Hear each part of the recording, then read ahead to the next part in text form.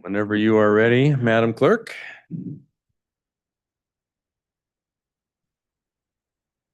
Well, good evening, ladies and gentlemen. Welcome to the Lakewood City Council meeting for this Monday, November 17, 2025. Appreciate seeing all of your bright, shiny faces present here within Lakewood City Hall, and hello to all of you who are visiting us from home. Madam Clerk, if you'd please call the roll. Councilmember Bell has been excused. Councilmember Boki is going to be late this evening. Councilmember Brandstetter. Here. Councilmember Lauricella. Here. Councilmember Pearson. Here. Deputy Mayor Moss. Here. And Mayor Whalen. Present. We have a quorum. Thank you very much. Now, if you'd please stand and join me in the Pledge of Allegiance to our nation's flag. Pledge allegiance to the flag of the United States of America and to the republic for which it stands, one nation, under God, indivisible, with liberty and justice for all.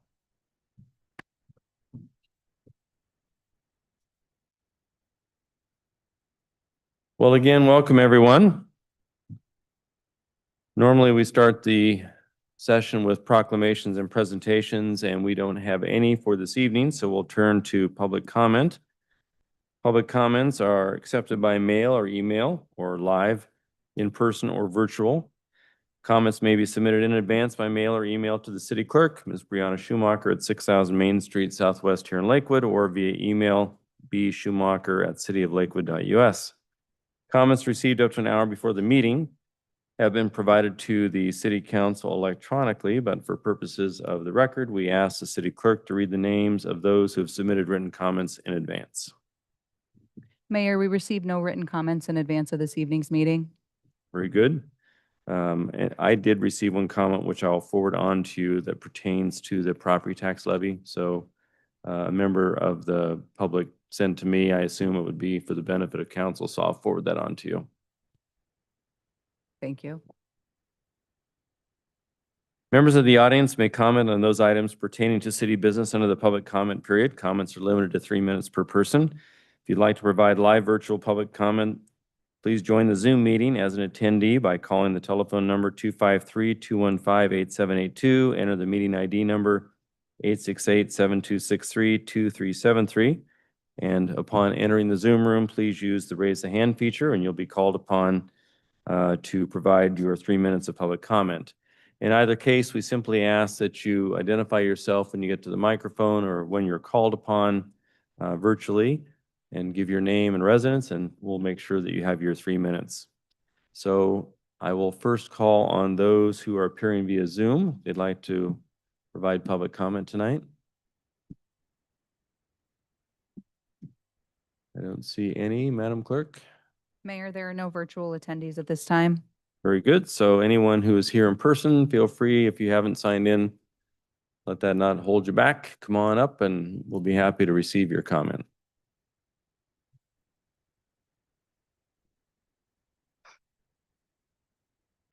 Okay. Hello, everybody.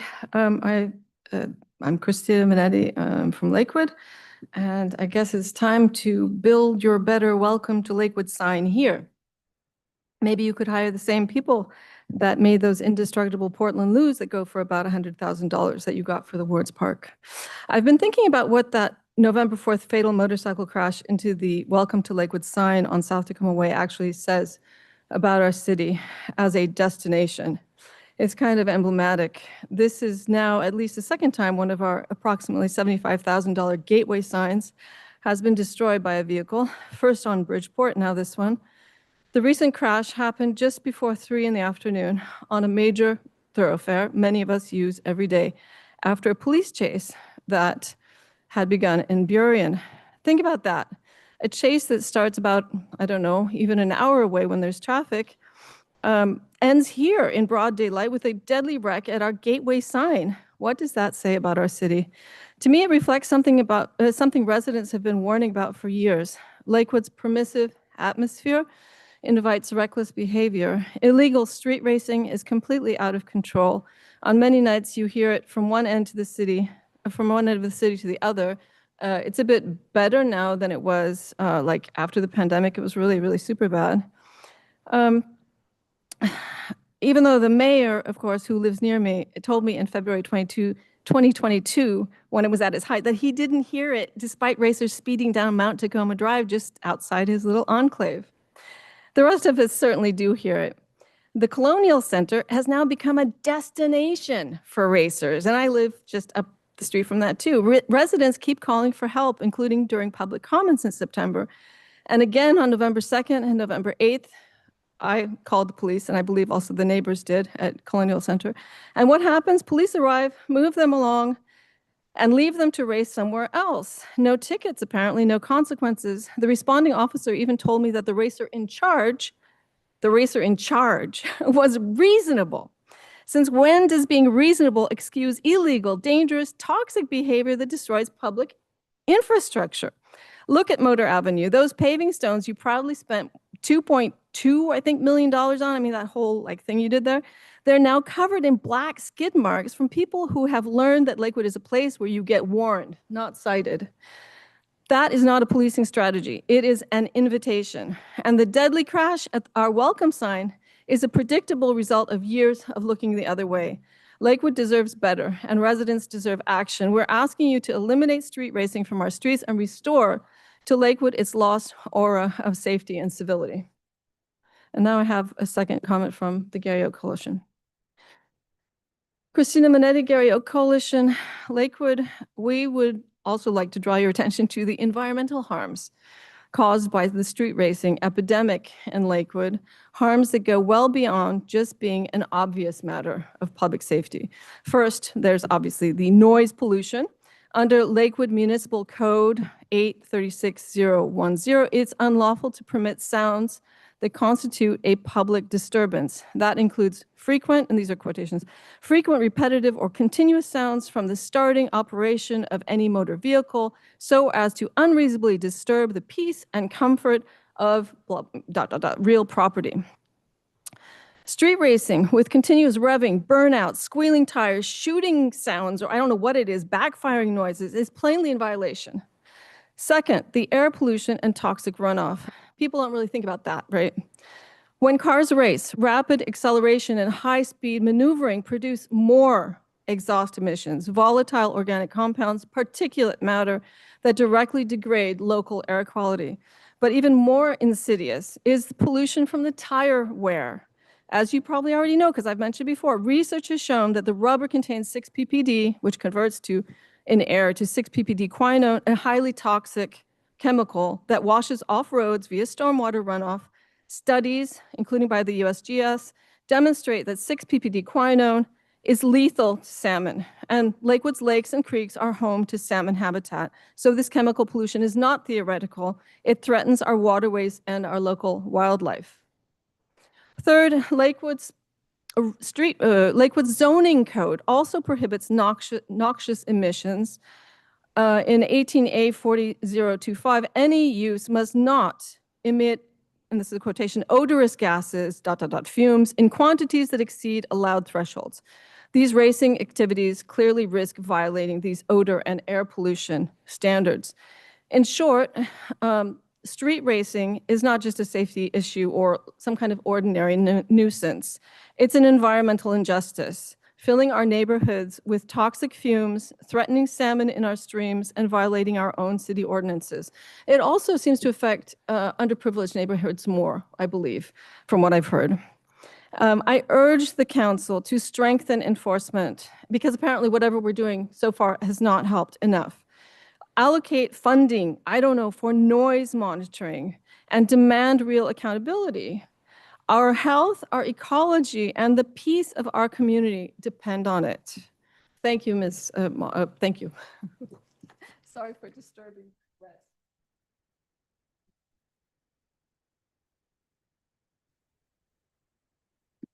Next.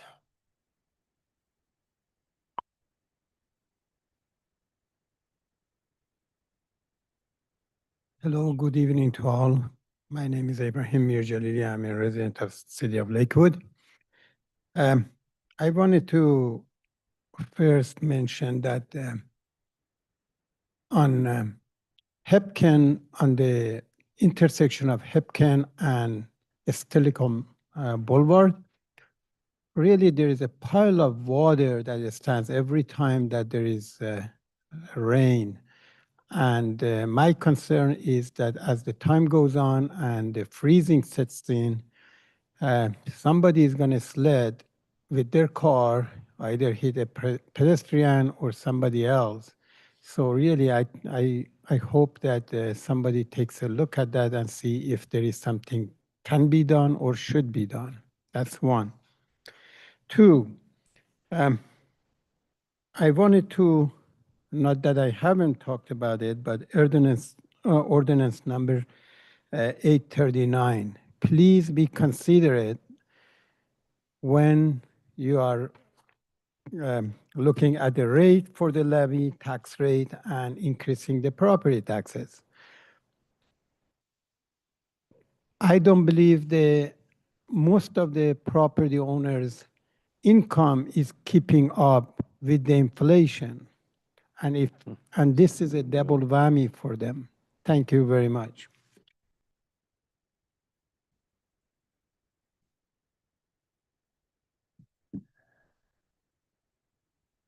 Anyone else in the audience who would like to provide public comment this evening?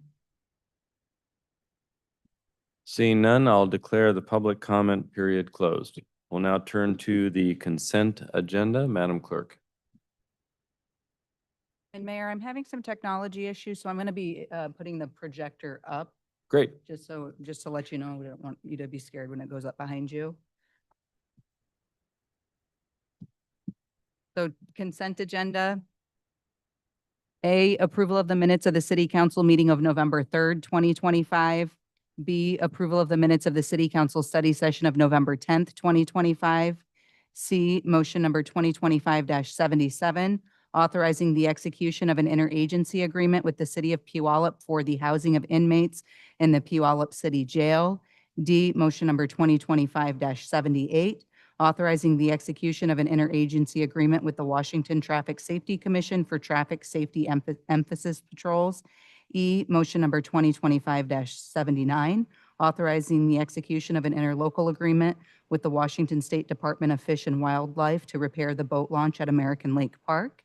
F, motion number 2025-80, authorizing the award of a construction contract to Miles Resources LLC in the amount of $2,599,900 for the 112th Street Gravelly Lake Drive to Bridgeport Way project. G, motion number 2025-81, accepting a grant from the Washington State Office of Public Defense in the amount of $69,930 for public defense services. H, motion number 2025-82, approving the 2026 lodging tax funding recommendations.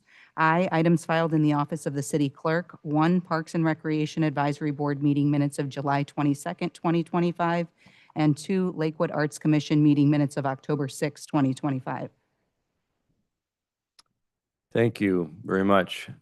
Are there any items which any council member wishes to remove from the consent agenda consideration at this time? Councilmember Brandstetter. Yeah, Mr. Mayor, I would like to remove item A, also item I2. Very good. Mr. Brandstetter has asked that items A and item I2 be removed from consent agenda consideration at this time. Do I have a motion to adopt the consent agenda minus item A and I2? Second. It's been moved by Deputy Mayor, seconded by Councilmember Laura Sella, that we adopt the consent agenda minus those items A and item I sub 2. Any further discussion? Seeing none, all in favor signify by saying aye. Aye. We now move to item A of the consent agenda, which is approval of the minutes of the City Council meeting of November 3rd, 2025. Mr. Brandstetter. Yeah, Mr. Mayor, I'm concerned about the transcription in public comments that inferred or described comments by yourself at a previous meeting as discouraging participation in public comment and in meetings. Um, I think that that's both in terms of not having public comments that directly address individual council members, that wouldn't be appropriate. And I also don't believe that that accurately describes your comments of our last meeting in October. So I'd like to not approve that and ask the city clerk to perhaps reword that after listening to the tape as to what exactly is the best description of those public comments. Thank you, Mr. Brandstetter. And from my perspective, I appreciate you pulling this, because if you didn't, I was going to, because at best, I think the proper transcription might be Christina Minetti, Lakewood resident, requested enforcement for racing activities taking place at the Colonial Center and about public comments made by Mayor Whalen at last week's meeting, which I would add the words she alleged discouraged participation in meetings. Because I don't think that I would have ever commented to that effect. I believe my comments were public comment is helpful and constructive, and some public comment isn't. And so I'm fine with, if she wants to allege that it discouraged participation in meetings, that's fine. I would just point out that I don't think it's discouraged her participation in meetings, because she speaks twice at every single public meeting we have.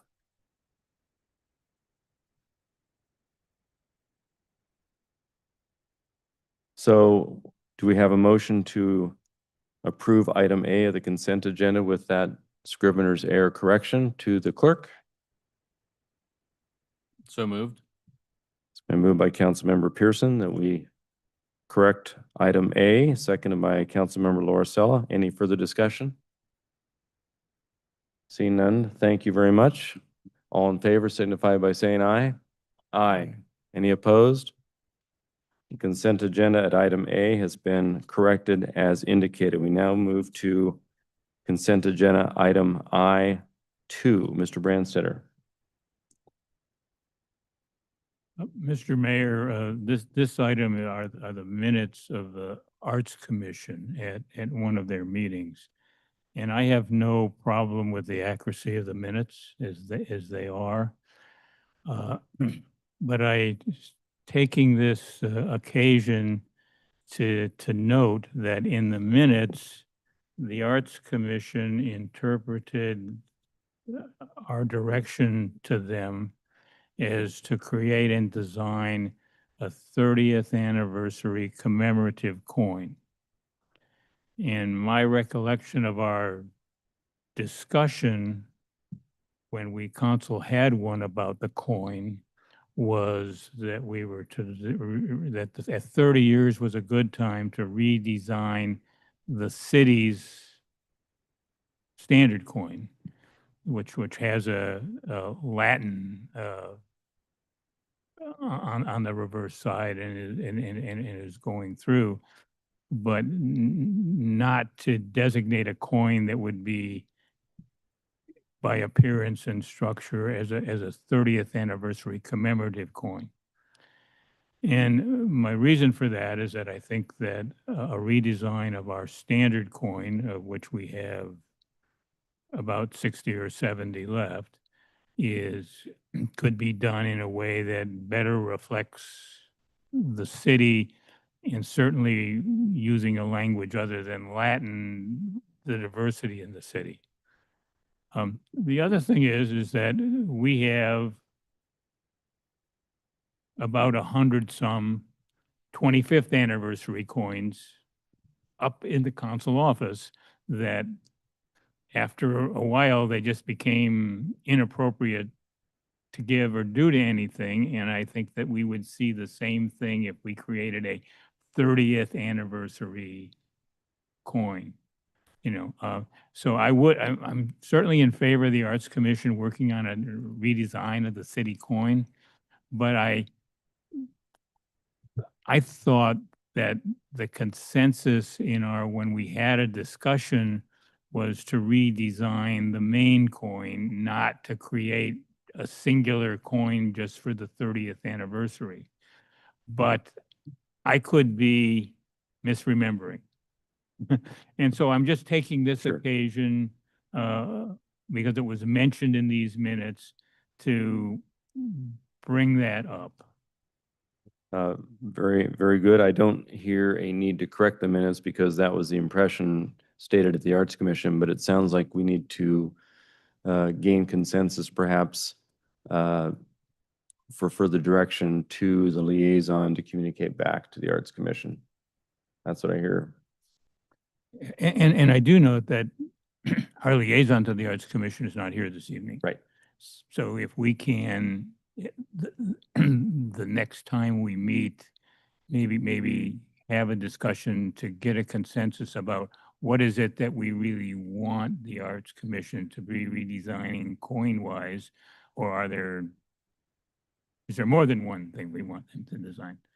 Okay, and in that case, I would move adoption of item I2. 14I, I2. Thank you. We have a motion to adopt the consent agenda at item I2 as drafted. Second. It's been seconded by Councilmember Pearson that we adopt consent agenda at item I2 as drafted with no changes. Any further discussion? Thank you, Mr. Branstetter, for pointing that out. It's a good point for clarification when we meet again. All in favor? Aye. Any opposed? Item I2, the consent agenda has been adopted. We now move to the regular agenda ordinances. The first one, Madam Clerk. Ordinance number 839 relating to ad valorem property taxes, establishing the amount to be raised in 2026 by taxation on the assessed valuation of the property of the city and setting the property tax levy rate for 2026. Thank you for this. We'll have a brief overview by our Deputy City Manager, Todd Kraus. Good evening, Mayor, Deputy Mayor, and council members. This item was presented to you originally at the October 20th study session, followed by the public hearing on November 3rd. There have not been any changes since it was originally presented. Turning your attention to page 87. Page 87 shows the different options compared to what was levied last year. So in 2025, the property tax levy was $8,078,700, and the recommended option levy would be $8,230,238. The impact to the average homeowner under the 1% property tax increase is $9.55 increase compared to 2025.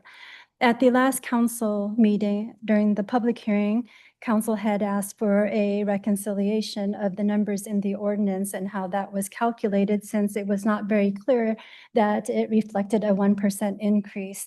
So if I can turn your attention to that same page, page 87. On page 87, just looking at the total property tax levy. Just a sec, Ms. Kraus.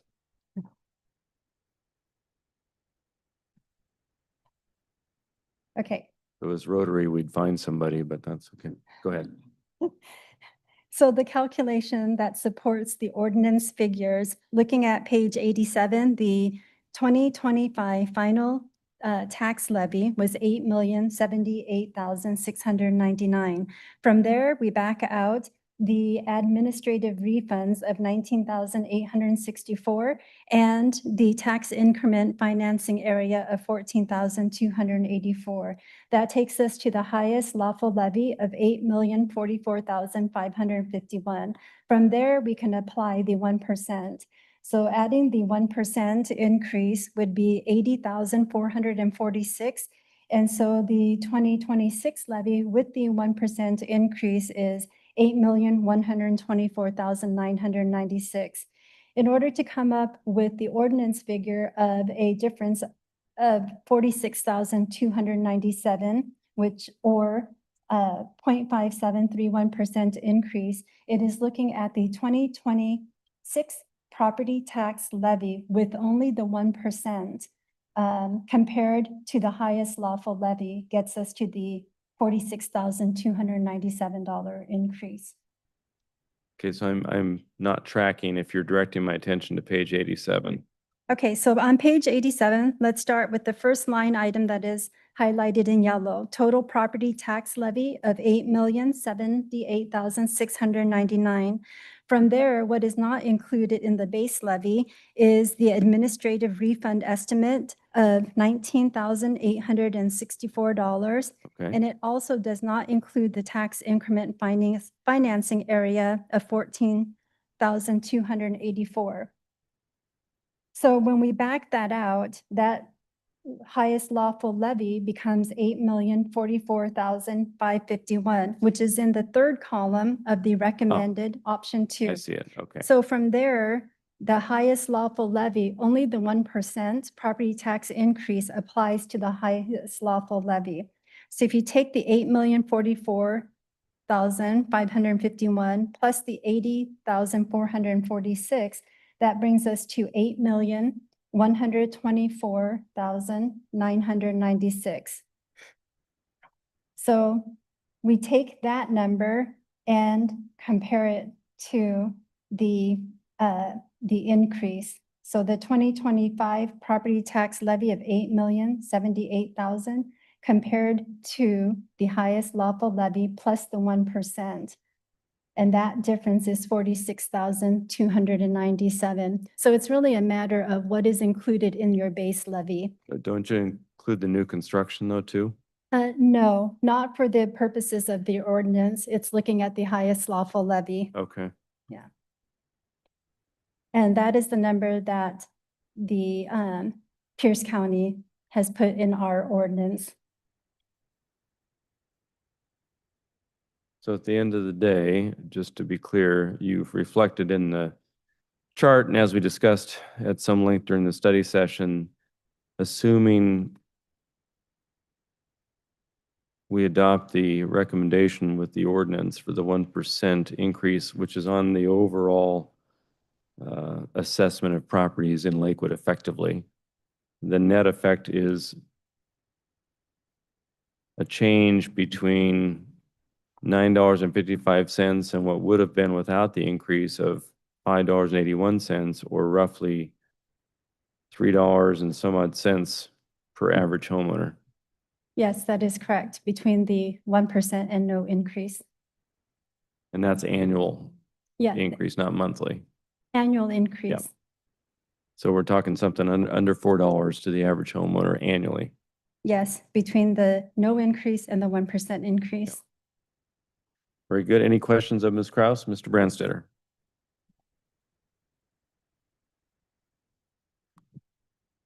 Thank you, Ms. Kraus. And like Mayor Whalen, I received some email correspondence from residents about this. But I wanted to clarify a couple of things, is that we are required to pass an ordinance of the sort that is before us today every year to be able to communicate to the assessor treasurer what the property tax rate will be for the new year. So that, I mean, we don't have an option to do nothing. Correct. Okay, and that, and while there is a lot of discussion about a 1% increase, that's because of the state law says that the total amount of taxable dollars would go to that. But that what is recommended and is in the bill to us today is actually a 1% reduction in the tax rate on property in the city. So the mill rate is, we're decreasing the mill rate by slightly over 1%. But that to the extent that any property owner will see an increase in the city portion of their property taxes, that would be due to their property actually increasing in value. Right. Even though there's a lower rate that they might and the average of the less than $10 is the increase is primarily based on to the increased value of the individual properties. Would that be accurate to say? Correct. Okay. And that, it wasn't in the packet, but what approximately is the percentage of a person's total property tax bill that is attributed to the city property tax? Okay, so the amount of property tax to the city under the 1% increase for the average homeowner is $382. Now, what I'm wondering is that, you know, like the school district takes a certain percentage of all the property tax and the fire department and the county and the state.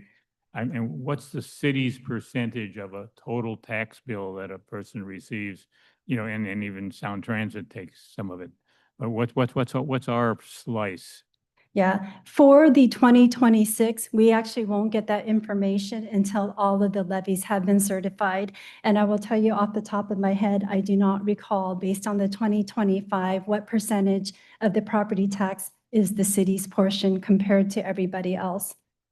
Okay, okay. But it is on the website. I don't have an exact number, but I was sure that it was in the percentage was in the single digits. Yes, I want to say it's under 10%, but that's just off the top of my head.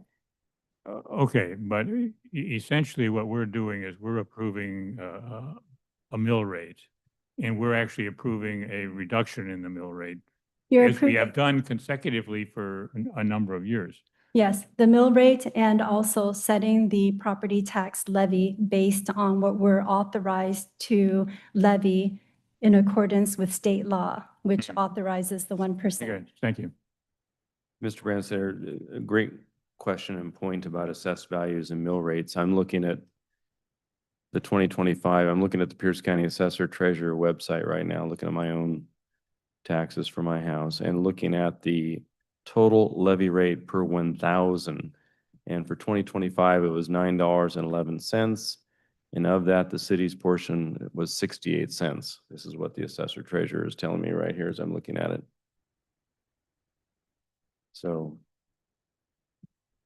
how that impacts, you know, where we are with this is a different thing. But the $9 per 911 per 1,000 valuation was the levy rate last year.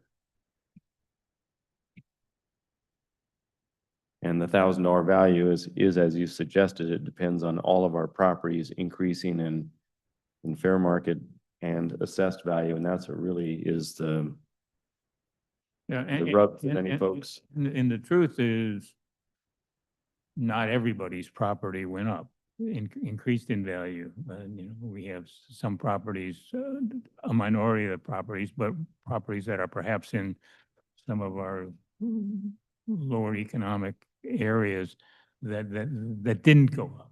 So there are always, even, you know, we deal with averages, that's fine, but there are always some people, and the people whose property taxes go down tend to be those lower income folks or properties that are quite old. Mr. Lauricella. Thank you, Mr. Mayor, and thank you, Ms. Kraus. Looking at page 87, just some simple math. At the bottom yellow section there, we've got the average home value for 2026 taxes and for 2025 taxes, and it looks like it's about a 3.7% increase. So in theory, everybody's home values went up by about 3.7%. Does that seem accurate? Yeah, that's just based on an average, but it's really relative to other property owners. So some people will see an increase, some people will see a decrease. Right, and we're limited to increase folks' tax on that property by 1% maximum every. Not individually by property owner, but just overall what the city can collect. Yeah. Yes. Okay, so if instead we looked at the overall assessed value going from 11.8 billion to 12.2 billion, that's about 3% still. Yeah.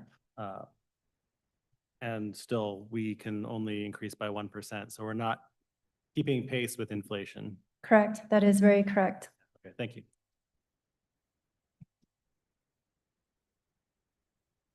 Any other questions or comments of Ms. Kraus? Again, looking at the mill rates as they change, as overall valuations increase, the mill rate comes down. So Correct. we've seen the mill rate come down from 2019 from $13.08 per thousand down to, as I mentioned, 2025 was $9.11 roughly. So as the overall valuation goes up, mill rate comes down a bit. Yeah, well, there's always, all of us who pay taxes see the continuing increase, which is challenging, but that's frankly based a lot on the assessed valuation more than much else. But 39% of the overall taxes are voter approved, whether it's the fire district, school bonds, those kinds of things. Library, yep, those kinds of things. Any other questions? If not, I'll let Ms. Kraus take a seat with our thanks for your report.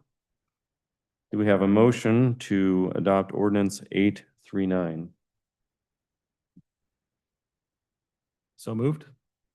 Second.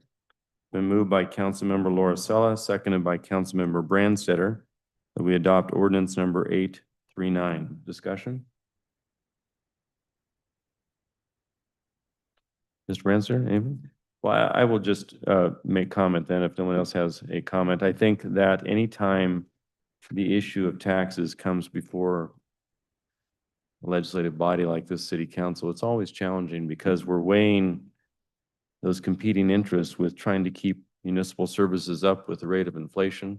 And this doesn't even do that, but we do the best we can with the tools we're provided. And yet we recognize that any tax increase, if it's a $3 annual rate or a $3 monthly rate, it is an increase for folks, and we recognize the challenge of that.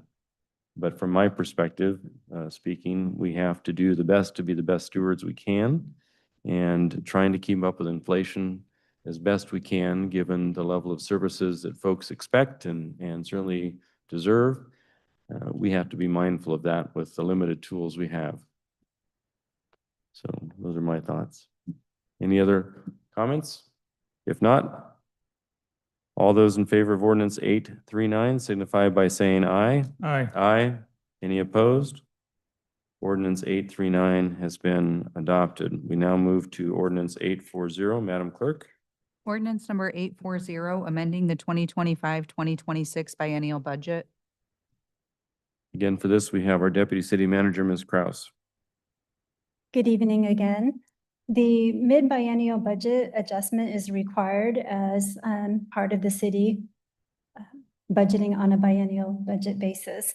This item was reviewed with you on October 20th, and on November 3rd, we had 3 items that were added, which was also reviewed at the public hearing. Since the public hearing, there has been no changes.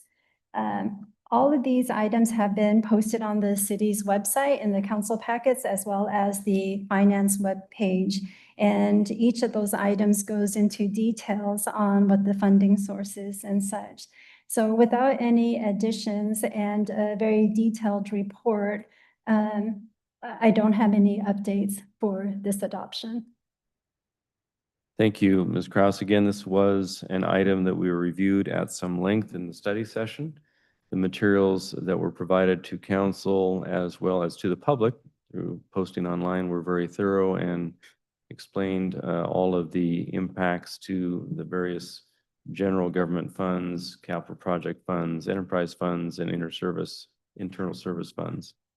Any questions of Ms. Kraus today? Mr. Boki. Thank you, Mr. Mayor. Ms. Kraus, I just want to call your attention, page 104, where you talk about reserves. And we have a fund balance goal for a year end, and you have it taken out to the end of 2026. So it's my understanding we will still be, based upon your projections, still be to the good on our fund balance, but not by much. We are good on the fund balance, but also keep in mind the some items that I have listed for other considerations. We do have some collective bargaining agreements that have not been settled, or some of them that are just beginning. So we need to take that into consideration. Okay. Plus, there are some public defender changes in public defense. So, implementing a 0.1% sales tax is another consideration. There are some positions that were limited term that are not being projected for the future, but we did project one for an ongoing basis, and that's your neighborhood program coordinator, which has been valuable for outreach with the community. And there are some items that have been one-time funded, such as the Axon camera system, that if the city wanted to continue doing that, that's another item we need to factor into the budget.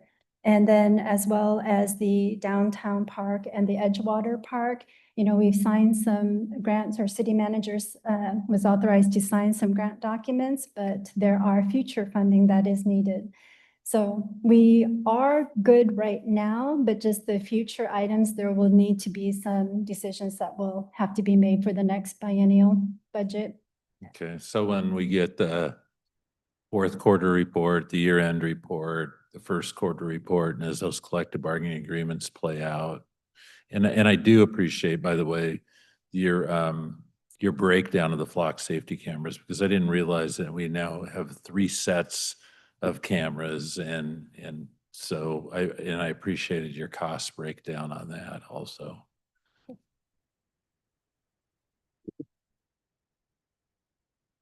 Thank you, Mr. Boki. Any other questions of Ms. Kraus?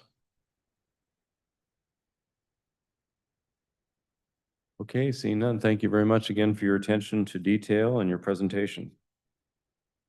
Do I have a motion to adopt ordinance 840, which is the proposed ordinance amending the 2025-26 biennial budget as indicated? Move adoption of ordinance 840. It's been moved by Councilmember Brandstetter, seconded by Deputy Mayor Moss, that we adopt ordinance 840, which amends the 2025-26 biennial budget. Any further discussion? Seeing none, all in favor of adoption signify by saying, oh, I'm sorry, Councilmember Pearson. Thank you. Thank you, Mr. Mayor. No real substantive comments, just, I think that, I work at the county. I was at another county meeting today, and you get an idea that the slate of budgets in all these jurisdictions is not that great across the board. And I think that I just want to recognize our city staff and what they do here to keep us in a good spot where we can stay out of the news with budget crisis, things like that. So I just wanted to recognize their hard work and keeping us on the right track. So I appreciate that. Thank you very much. As we all have experienced, sometimes the biggest impact to our budget are those external factors that are sometimes difficult to control, whether it's jail costs or indigent defense costs or litigation costs. They can be challenging, so good comments. Anything else for the good of the order? All those in favor of adoption of ordinance 840 signify by saying aye.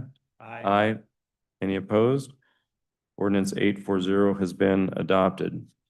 We now turn to resolutions. Resolution 2025-14. Resolution number 2025-14, setting the 2026 fee schedule. Again, for this, we have our Deputy Mayor, Ms. Kraus, to provide a brief overview of this item. Good evening again. So this is the fee resolution, and on an annual basis, the City Council adopts a fee resolution. The items were presented to you at the November 10th meeting. They were pretty much housekeeping in nature. The City Council did add a couple recommendations, and those recommendations are included in this version. And that includes the McGavick Center facility use rental. We had good discussion on the rates. I've added the footnote on page 133 that this rate will increase to $2,000 beginning January 1st, 2027. On page 134, Council also noted that there is a line item with no fee, and that was the transfer of license fee, commercial kennel or cattery hobby kennel, foster kennel, private kennel, grooming parlor, and pet shop. And so that's been removed from the fee schedule. So this evening, what's before you includes everything that we've talked about in the housekeeping type of adjustments, as well as these two changes. And that concludes my presentation. Thank you. Any questions of Ms. Kraus on the 2026 fee schedule? Seeing none, do I have a motion to adopt Resolution 2025-14? So moved.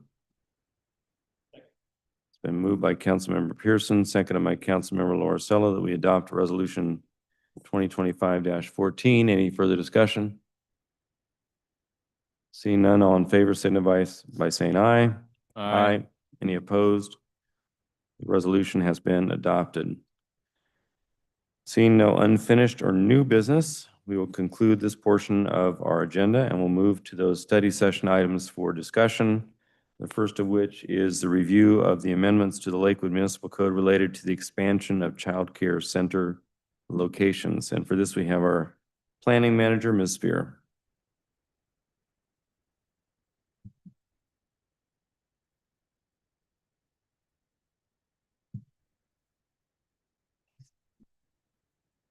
Thank you, and good evening, Mr. Mayor and Deputy Mayor and members of council.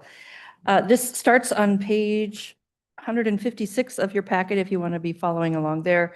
And immediately after the memo is the PowerPoint that I'm about to walk through as well. So as you know, Lakewood in recent years has actually been proactive in expanding where childcare has been allowed. The zoning traditionally for not only Lakewood, but a number of places limited childcare, not necessarily by any conscious choice, but just the idea was maybe this is a residential use, but it wouldn't go in other places of a jurisdiction. However, in part because of information that was gleaned through the South Sound Military and Communities Partnership and their coordination about issues regarding childcare needs for the military nearby and in our own city, the idea was, oh, let's maybe allow this in further zones beyond where it has been. And so that was adopted a few years ago. The state legislature took that as actually a model. And so this year, there's been a change, which is under Senate Bill 5509, where now childcare centers is being required by mid-2027 in all childcare, all zones except industrial, light industrial, and open space. And then within those industrial or light industrial zones, they would be a conditional use except in or around high hazard facilities. So this was taking Lakewood's example in reaction to a need that was identified through some study done, including through childcaredeserts.org. What you'll see here is a map for the city of Lakewood where the darker orange is where there are, quote, childcare deserts. And just like a food desert or others that you may have heard about in land use speak, this is where there's either no or very limited availability of this type of service for nearby families. And so the idea here is we've already done what we did a few years ago. The city council took that action proactively. This bill took Lakewood's example and has now added it to even additional zones. And so again, the recommendation now is to be proactive again and do this faster than would otherwise be required in order to address some of these childcare deserts that remain in the city of Lakewood. So what is being recommended by the Planning Commission through Resolution 2025-04 is to expand in consistency with Senate Bill 5509, and then doing so quickly. The notes that you see here on this slide in front of you just show, based on some conversation that was had at the Planning Commission, adult family homes are separate and apart from commercial child care centers. Adult family homes are regulated under a different section of the code, and they are already allowed in the listed zones that you see there.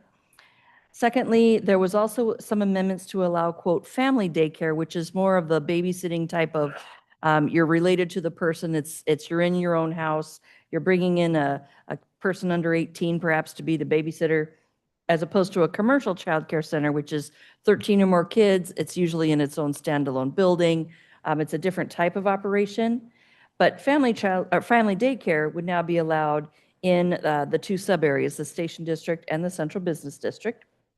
And then there's just a technical detail that we now in our code have a single table that shows all of the uses in all of the zones that would be updated in accordance to what the city council may ultimately adopt. So what you see here in yellow and with underlining is where there would be changes. So you see daycare centers and use of existing building for daycare centers being added either as a new use altogether or changing from a conditional to just an outright allowed use in a number of locations in the city. You also see the family daycare change in the residential land use table. So in, again, the two sub areas, family daycare would now be allowed outright.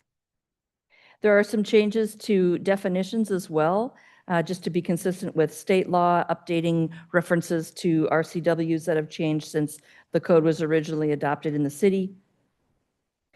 Some additional changes there along those same lines.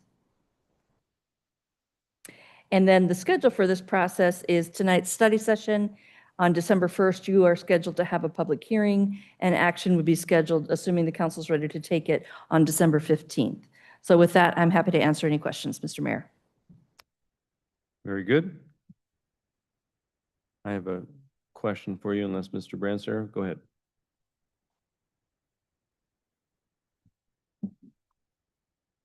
Ms. Spear, I'm looking on page, looks like it's 170 in the definitions section. And there are definitions for child daycare, and then there is one for child daycare center or child care center. And it seems that the difference in the two is that one, if it's a center, it provides education in addition to just care. Is that the significance of the definition? The two are to be distinguished by the fact that one is the act of caring for a child, and one is the center at which it would be done. So child daycare is not a building or a room, it is, I am taking care of a kid. And child daycare center or child care center is where it would happen. So think one is a verb and one is a noun, if you want to.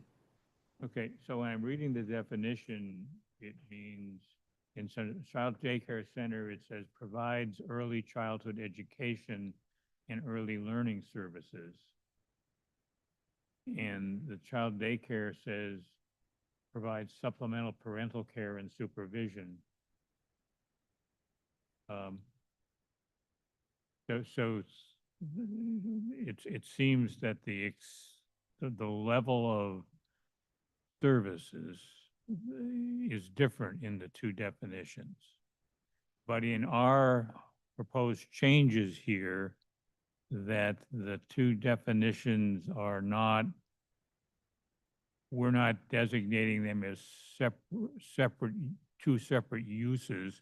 We're combining them all in a single use. What this is saying is that child daycare is an action or something that someone does either within their own home or commercially speaking. And then there was that discussion about they receive a license by Department of Children, Youth and Families. And then down in the definition for child daycare center and child care center is an agency that provides child care, early learning services, or education. So these came from state law.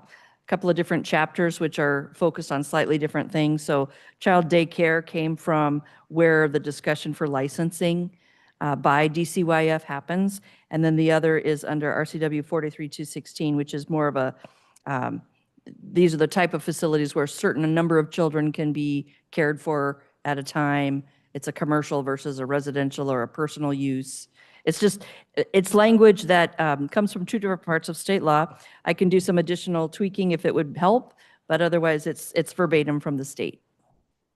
Well, my concern is that it's in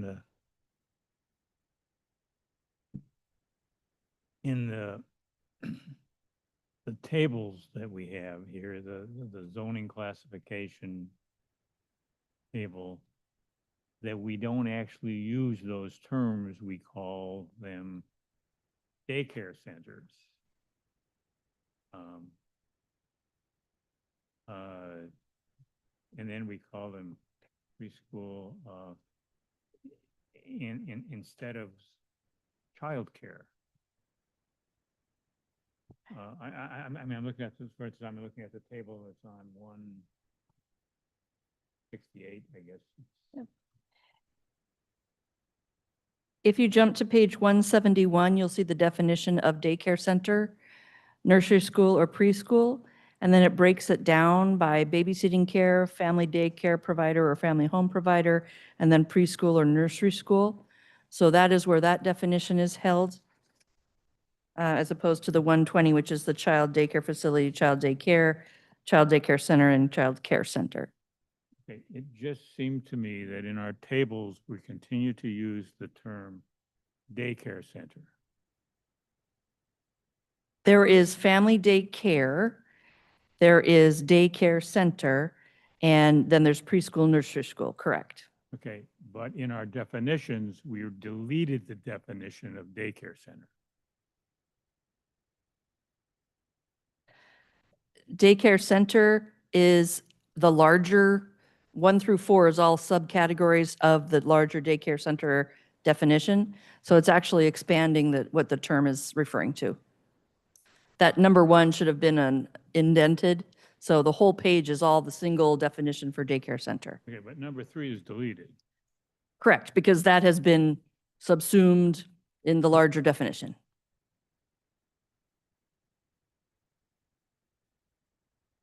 Yeah, daycare center used to be just the language that you see for sub 3, but what this definition does is actually expand the term's definition to much more.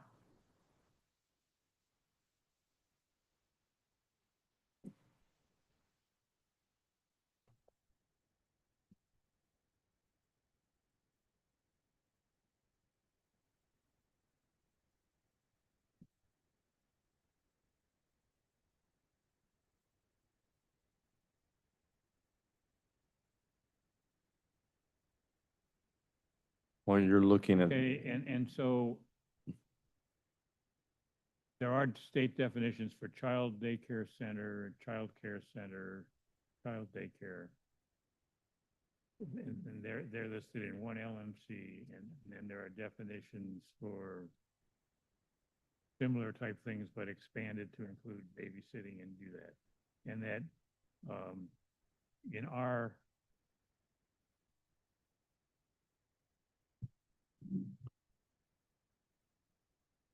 proposed zoning classifications, could you speak in the microphone a little bit, we just deal with, Mr. Branster? we're operating just with, we're just using a very generic daycare center definition as, and we're not using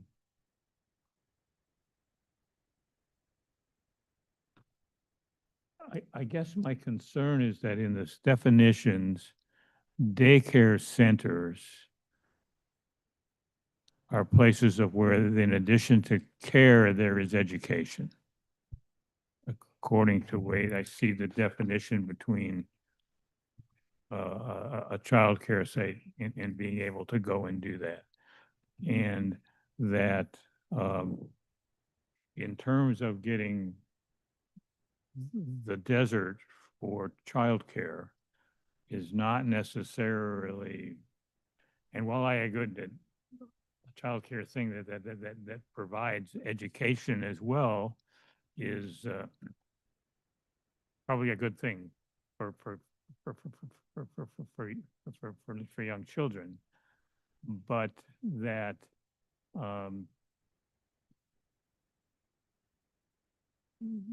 wouldn't want to mandate that because many care sites don't provide education, they just provide care. I guess I would just like to take a look to make sure that we're not adding a requirement for someone who is looking to go into business to just provide care, because that's also a need.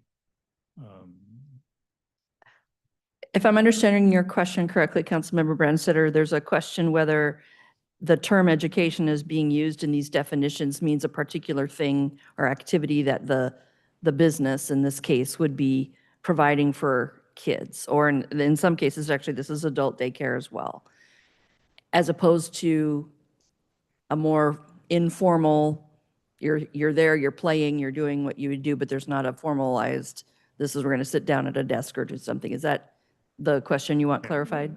Let me just say, when I look in the zoning classification proposal, that all the categories, other than the preschool, nursery school, are for daycare centers. Right? And the definition of daycare centers is that these are places of where there is both care and education. And as opposed to a childcare business, okay, if I would call it that, that might not be providing education and thus might have different skills on the terms of the staff. So I guess that I would like to look at it. I think that childcare generically would include both a center and a non-center, one providing just care and the other providing care and education. I think that's an accurate statement. What I can do when this comes back in front of you at your next meeting is clarify a little bit more what those terms are meant. If I can find it in the state statute and then the regulations that are coming from that agency, because I think the term education, you may be interpreting it differently from how DCYF is thinking it's being used here, but I can clarify that, make sure that I'm thinking the right thing. And again, I want to provide the opportunities, expanded opportunities, as this does, but I want to provide it for all the different categories that someone might provide. And so that's my thought, if it could be looked at in terms of evaluated, because I don't know if there's a difference in the licensing at the state level. They license you for one thing or they license you for both. Thank you. Mr. Boki. Thank you, Mr. Mayor. So, Ms. Spear, just in general, I mean, we hear a lot about that it's hard to cite daycares and whatnot. I mean, this is clearly the legislature felt it important enough to get involved in this. And you've mentioned that we already took steps prior to that. Have we run into cases where people have come in and wanted to open new facilities and were not because of the zoning? Yes, Oh, we have. yes, that. And where was the rub? Where? Just simply that it wasn't allowed either as a conditional or a permitted use. It was something where they wanted to come in. Often it's a commercial location a few years ago, or there are occasions where people want to do it in an industrial area to be near employment center of some kind. And it wasn't necessarily a conscious choice by not only Lakewood, but other jurisdictions in the same boat. It's been a long time since there's been any real focus on that as a land use. And so this is really updating to be more accurate and more responsive to what the public needs right now. Okay, so we do have certain areas where right now you just could not do this. There is actually in the 2026 Comprehensive Plan Amendment docket, a request for a rezone in the Tillicum area, because there was a property owner who said, hey, I want to do this type of a daycare, which was over a certain number of kids. And because that took it in a new classification, it's not something that was allowed. So there was a rezone request. If this gets changed, that kind of request won't be needed anymore. They'll be able to come in and do the various types of daycare that they may want to do. Okay. Well, good. Thank you. Sure. I just have a question for you. I know when the legislature came out a few years back with the housing density legislation, there was a carve out for neighborhoods that had covenant conditions and restrictions on multiple dwellings on a single family lot. Is there any similar carve out in this legislation for those neighborhoods that have covenant conditions and restrictions that restrict use to single-family residential use only, meaning no commercial use. The reason why I ask, not just because of the carve-out, but because in another life, years ago, I was hired by a neighborhood association to shut down a daycare that they found in violation of their covenants, conditions, and restrictions, and the Superior Court enforced the CCNRs. Yep. We don't want to get the city in, obviously, the position of doing that. Do you know if there's a legislative carve-out? At this point, it would not be anything above and beyond what's in place, for instance, with the housing densification. And so right now, if you have CCNRs or HOA rules that say this is so many units per acre, residential, single-family, detached only, what the city has done, what the state is saying should be done, it can't happen on that parcel. That is, remains to be seen if the state legislature is going to try to come in and change that and say this supersedes those HOA or CCNR requirements. But for childcare, we're a few steps back. We're at the point now where the legislature is saying allow it in all of these places, but there hasn't been really a discussion about whether there's private CCNRs, business ones actually, as well as in residential areas that would prohibit it for some reason. So right now, we're just relying on contract law that says if the private parties have said this isn't going to happen here, it's not going to happen. And that typically comes up how in the planning department? So in other words, someone comes in, neighborhood A may or may not have covenants. The city doesn't necessarily know because they're not in charge of enforcing private covenants. So applicant comes in, seeks a permit under the code. It's allowed in any residential zone, R1, R2, R3, right? Mhm. And then somebody gets wind of it and they say, au contraire, city, how did you let this happen? What's our response to them? Well, the city, if they were notified by the neighboring property owner or whomever it would be, if they saw that there was private contract language prohibiting whatever was being proposed, the city would step back and say, we don't engage in this kind of negotiations. Parties go and deal with it on your own in a private way.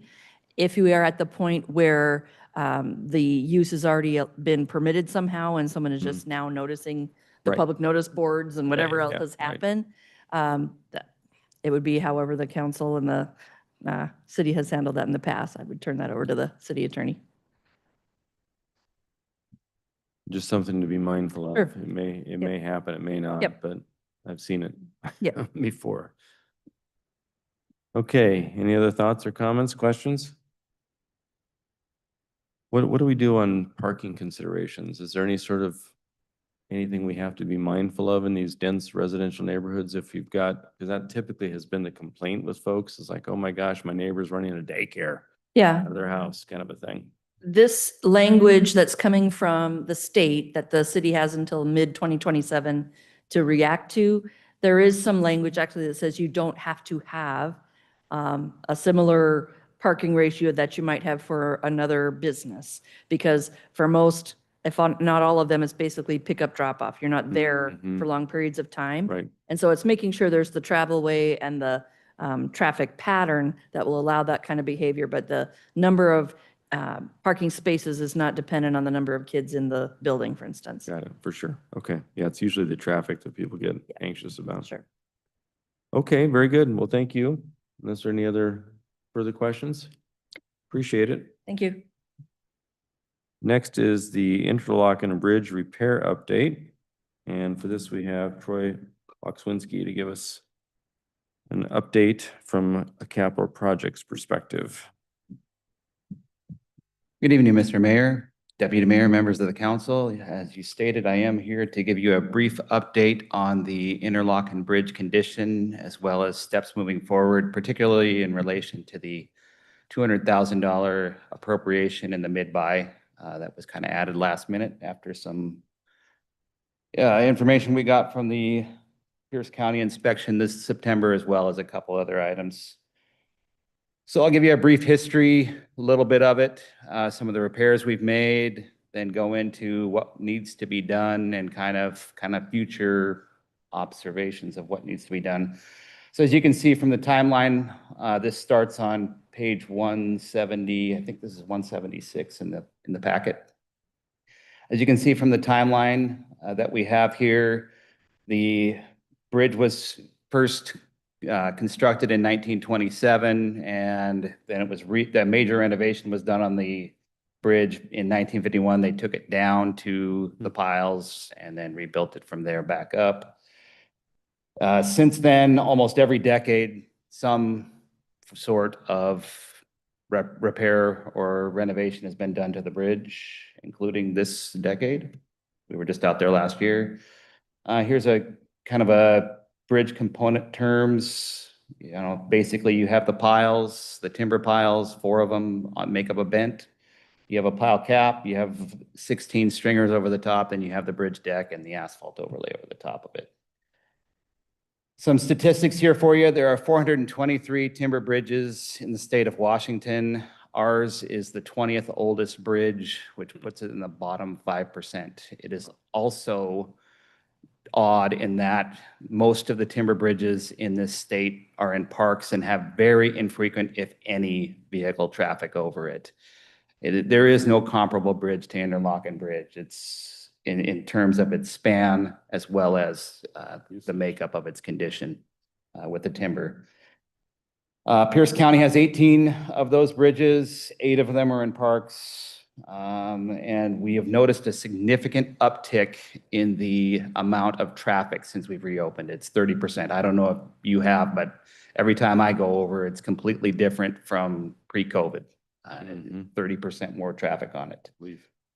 The big take home here is that timber bridges typically have, of this construction, typically have a 50-year design life to them. So we're on borrowed time with the bridge, although it is in good condition. Kind of the current condition, we do have a underwater inspection due in November, or excuse me, they do that in May of 2027. The State Department of Transportation does that with divers. The last one we had no findings to it. The piles underwater are in good shape. The water does a good job of preserving them. Above the surface, we have 168 piles, 7 of which have some findings of repair, 6 of which are priority 2. Not as much concern as the others. Typically between 3 and 5% of the shell remains on it, so they're in decent condition. One of which is a priority 1. It's pile 33D. It has 1.5 inch shell on it. It's something that we need to take care of in the next 4 to 5 years. But we decided, since we're going to need to do some work anyway this summer with that curbing that I'll get into, we would replace that at this time. The abutments are good. We replaced 18 of the pile caps last summer. They're in great condition. The timber bracing, in general, it's in good condition, but it's something that we're going to need to monitor as we move forward. We haven't done a great job of inspecting that in the past. It's not a critical member that they would have a finding on, but it's something that we should be looking into. Stringers, 19 of which were replaced last summer. There's a 688 total stringers.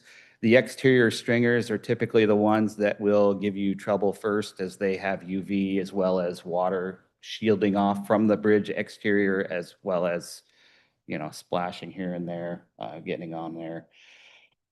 The deck, the precast panels are in good condition, and the roadway was milled and overlaid in 2008. It's about due for a new surface treatment, although I wouldn't recommend doing that at this time. You got some time left on that. The timber curbing, we've had curbing replaced in 2021, and we did do some timber curbing last summer as part of this. We wish we had the lumber that fell apart on us here in September. That we had thought that both sides of the bridge were similar in dimension. They're completely different. One's, I think, a 12 by 8, and the other's a 11 by 6.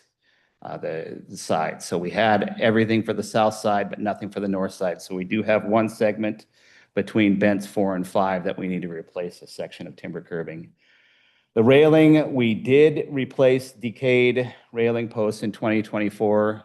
That was one of the items that in the June 3rd presentation I gave you that was for future, as well as the 7 pile replacements that we needed to look into. That is something that we had replaced in 2024, so no worries there. And there are existing utilities on the north side of the bridge. Kind of going through the 2024 replacement, you can see some photos here. This is from pile cap 12. The pile cap, as they were cutting it, literally split in half. You had a 1/2-inch shell in some spots. As they were cutting it, the pile just decomposed it. So it was in pretty rough shape. It's a good thing we got to it. The picture you see on the right-hand side is bent 12 as well. That's after we replaced it. The key here is that pile 12A, which is the pile closest to you, has already been replaced, I believe, in 1981 or 1983, one of the two. It does have a splice underneath the water. So this has been done before. Same thing, we're going to be looking at pile 33D. The curb replacement, operations and maintenance has put up a temporary curb. I don't know if anybody's driven it, but you can see it there on the western side of the bridge, north side of the bridge. We will completely replace that with a new curbing section. This requires us to have, not divers, but a platform underneath, as they need to unscrew underneath, kind of remove the curb. Actually, they've got quite a few screws both through and underneath, but the key here is that it's not a simple replacement. Otherwise, we would just probably look at redoing the curb section. But since we got to have a platform underneath and a contractor to do that, we're going to be looking at doing the timbered pile. Timbers pile splices. This is a typical pile for a priority 2 condition. It's got probably 3 inches, 2 to 3 inches of shell casing left on it. So what this requires, and why we weren't able to do this last summer, is this does require a diver to go underneath the water 2 feet, 2 to 3 feet, literally make the cut where there's solid wood, take it, and you're going to put a collar on the outside of it. What we recommend for the repair roughly is $130,000 is our estimated construction contract at this time for replacing 2 members. It's expensive, but that's what you get for having people work underwater. That's an estimate at this time. We figure that it's about $20,000 in staff time. And then for timber preservation, and I'll talk about that a little bit more in a minute, as well as our 2027 inspection for the timber. I'll get into that as well here in a minute. We estimate about $50,000. So which members still need to be replaced? We're looking at a small segment of timber curbing, as well as the 7 piles here shown roughly on the schematics. So getting back into the timber preservation, as well as the inspection. Pierce County has let us know that they are no longer able to service the inspection of that bridge. It's outside of their expertise. They have a lot of their own issues going on, so we will need to do that with a consultant moving forward. With that being said, we're going to get a consultant on board, not only to look at that, but as well as to look at preservation of the existing pilings, whether that means wrapping them or some other method of preserving them as best you can. You're on borrowed time with these piles. They're 98 years old for something that, wasn't meant to last this long. So do I have answers on that? Not yet. We're looking into whatever that means, but at some point in the future, we'll be looking at needing to wrap those piles. So this is part of the request, is going through the preservation on it. And as far as other future concerns, the deck is approaching the lifespan, and the timber preservation is the key to maintaining the life of this bridge.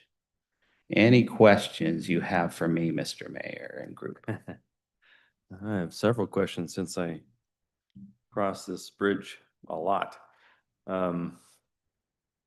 Yeah, we've got our engineer down here, Councilmember Pearson, probably has a more important question than mine. Not more important. Thank you, Mr. Mayor. Can you speak to, you mentioned increased traffic, and I assume that the increase in traffic, I live out on the west side and I find myself using the bridge often as well. We've got, the other 2 kind of main thoroughs from east to west across the county have had major construction. And so I think that this is a relief valve, I would assume. Once those get done, we might approach back to some sort of normal, traffic patterns, but, is there any further degradation or anything besides just the driving surface on the increase in traffic? Is that, or is the main issue just time and the weathering and the decomposition of the piles themselves? That's an excellent question. So yes, if there are members that we're starting to wear for decomposition, yes, that would be a factor. However, there is no other wear on that bridge other than inside of the piles currently. We took care of all of that last summer, everything that we knew of, and it's pretty well, we had a thorough investigation of that before we replaced stuff last summer. So there is no additional, from the additional loads that we have, there is no damage to the bridge, further damage to the bridge as far as loading. We've set and I know that there are, the county bridge engineer drives it regularly as well as the state engineer, bridge engineer. When I asked him if he knew of the bridge, yeah, I drive it every day, he says, which is just completely odd to me.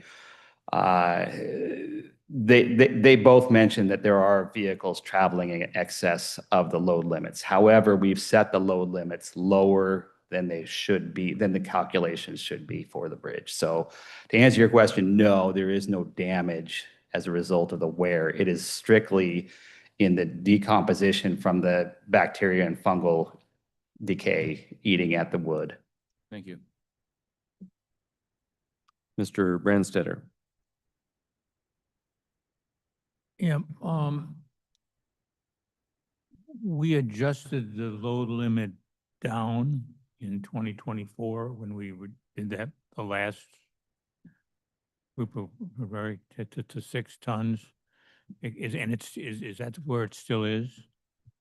No, it's various depending on how many axles it has. It goes up to, I believe, 27 tons currently. And the load limit could be pushed to 33 or 34 tons without issue. Because on the timeline chart that you showed us, it said in 2023, it said reduce weight to 6 tons. And then it doesn't, so it has gone up to something else? Yes, and after the repair last summer, it has gone back up to, and it depends upon the number of axles you have, but it goes up to 27 tons. Okay, to the Currently. extent that we're going to use this timeline chart for a while, if we could Yeah, I'll add that to the, reflect what the actual thing is, and that's going on. And then my other question has to do with the water main. We've been doing a lot of road projects that the water district has said, oh, where you're doing that work, we need to do something too. And first of all, a 6-inch water main is on the smallish side. And is the water district been talked about if they want to, while we're doing some things or even closing the bridge, needing to do something with that main? Or is that main, because it's constructed of different materials than the mains that are underground, not of concern to the water district? I mean, it's 300 feet of water main, I guess, but. yeah, it's a chunk of water main out there. It is made out of ductile iron. The replacement that they're currently doing associated with our roadway projects is all asbestos concrete. So they do not have it as part of their R&R current projects that they have listed. And like you said, it is a smaller main, so I don't know how vital it is to the system that they have, but I'm sure it's somewhat vital to the fire flow immediately adjacent to the properties on the bridge or in and around the bridge. Yeah, and I don't know which direction water is primarily flowing, whether it's flowing east to west or west to east through that main to be able to do that. Okay, and the other thing is that in your Envision project, how long of a closure would you envision that taking? For the upcoming one in 26 that we're shooting for, but can't guarantee because we don't have permits yet. I would envision it being probably around the line, 2 weeks, 3 weeks for them to do this. Shorter than the last one? Much shorter. If you consider that the last one, they had to do, 37 lifts of the bridge. This one, they've only got to do one. So a good chunk of it is literally just getting the crane, everything set up, ready to be lifted. I say 2 weeks. It shouldn't take them 2 weeks, but I want to make sure that I give it 2 weeks just in case something happens where they struggle to get something lifted. Thank you. Councilmember Laura. Thank you, Mr. Mayor. Thank you, Troy. I had a question about inspections. So you said the county is no longer going to be doing inspections on the bridge, and that's going to fall to us. Is that right? Yes, correct. In the past, did we have to reimburse the county to inspect the bridge, or was it just part of their normal statement of work? Yes, so they were very, very reasonable. And I do want to state that we really appreciate the county for doing this. I think it was on around 3 to 4 that we just paid the bill here last month. It was $3,000 to $4,000 for the inspection every other year. Now, it's not the same level. Part of the reason why the county's not doing this anymore is they don't have the instruments that they need to really accurately tell what's going on. There's a resistograph, literally a minor drill that they put into the wood of each of these 898 members that are critical to keeping this bridge up. They don't have access to that. So they said, well, it may not be in your best interest anymore to move forward with us. So it's kind of a mutual thing. Okay, thanks. Do you have any estimates of what it's going to cost to go to an outside contractor now to do inspections for us? Yeah, but the last inspection that we had done a year ago, in the May of a year ago, which resulted in us doing the emergency closure on the bridge, cost us about 23,000. So I would estimate somewhere along the lines of 30,000 after this 50,000 will cover you for 27. Then you have 29, 31 moving forward every 2 years. Okay, thank you. Mr. Boki. Thank you very much. I'd like to go back just to help a non-engineer here. On page, I have 186 and 187, and under which wooden members still need to be replaced. So the red is what needs to be replaced. So the first is what, one side of the bridge and the other's the other side of the bridge? Is that how I should read this? Or Yeah. look at it? Sorry, the first is the westernmost side of the bridge. So if you're reading from left to right, and then there's a match line on the far right side. So that's almost midway through the bridge. Oh, okay. And then you go to the end, on the second sheet, you have the far east end of the bridge. Oh, okay. And all the red spots are the ones that need to be replaced. Those are the individual piles that need to be replaced. And on the first page, you'll see the curbing section that needs to be replaced. That first line is that curb along between bent 4 and 5. What's the significance of the blue? Water. Water. Okay, That's, sorry, the water. top is a plan view, the bottom is a profile view of the bridge on each sheet. Oh. Mhm. Oh, that's top down. Oh. Okay, now I got it. Sorry, I lifted Now- these right off my I got it. plan. So top Make it view on easy the for top me. and then the profile. Okay, got it now. I understand. Thank you.